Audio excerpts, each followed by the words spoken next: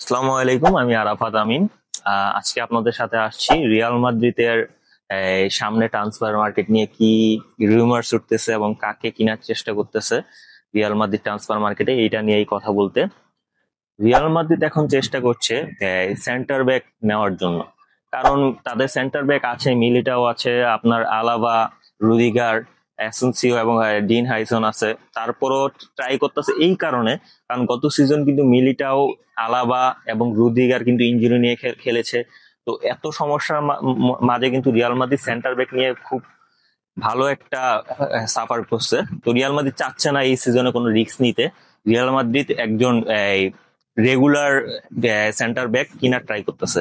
তো রিয়াল মাদ্রিদের first target ছিল সালিবা, কিন্তু আর্সেনাল কোনোভাবেই সালিবাকে ছাড়তে চাচ্ছে না, এবং যার কারণে রিয়াল মাদ্রিদ তাদের সেকেন্ড টার্গেট ইব্রাহিম কোনাতেকে কিনার ট্রাই করতেছে। কিন্তু কোনাতে প্রথম থেকেই রাজি রিয়াল মাদ্রিদের আসার জন্য, কিন্তু লিভারপুলের সাথে তার কন্ট্যাক্ট থাকার কারণে সে আসতে পারতেছে না।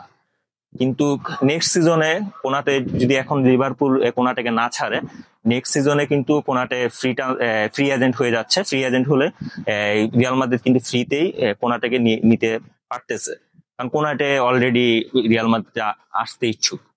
এখন কথা হলো, যদি লিভারপুল এবার এই সিজনে ছেড়ে দেয়, কোনাটাকে সেল করে দেয়, তাহলে রিয়াল মাদ্রিদ এক কথায় কোনাটাকে নিয়ে নিবে। এই গেল সেন্টার ব্যাকের কথা। রিয়াল মাদ্রিদ আরেকটা মিডফিল্ডারকে ট্রাই করতেছে। এখানে অনেক রিউমার্স উঠতেছে, রোদ্রি, অনেক আর্জেন্টাইন ফ্যান বলতেছে ম্যাক অ্যালিস্টার বা অ্যানজো ফার্নান্ডেস কে।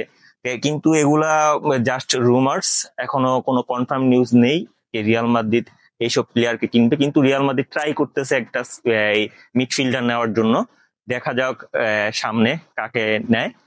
এবং রিয়াল মাদ্রিদ আরো কিছু রিউমার্স আছে যে আপনার হেনরিককে লোনে পাঠাচ্ছে, তারপর আপনার সেন্টার ফরওয়ার্ড গাঞ্জালো গার্সিয়াকে লোনে পাঠাচ্ছে। এরকম কিছু রিউমার্স আসতেছে। যতটুকু আমরা মানে কনফার্ম যে হেনরিক লোনে যাচ্ছে, কিন্তু গঞ্জালো গার্সিয়ার কথা বলা যায় না, এখনো এটা রুমার্স পর্যায়ে আছে। দেখা যাক সামনে কি হয়। এবং এই তো মোটামুটি রিয়াল মাদ্রিদ নিয়ে ট্রান্সফার মার্কেটে এই আলোচনাগুলোই হচ্ছে। কিন্তু রিয়াল মাদ্রিদ এমন একটা টিম, সবসময় স্ট্রং টিম গঠন করে, এবং রিয়াল মাদ্রিদ কখনো কোনো গ্যাপ রাখে না তাদের প্লেয়ার সিলেকশনে। দেখা যাক রিয়াল মাদ্রিদ এই সিজনে কাকে টার্গেট করে এবং সামনে কাকে কিনে।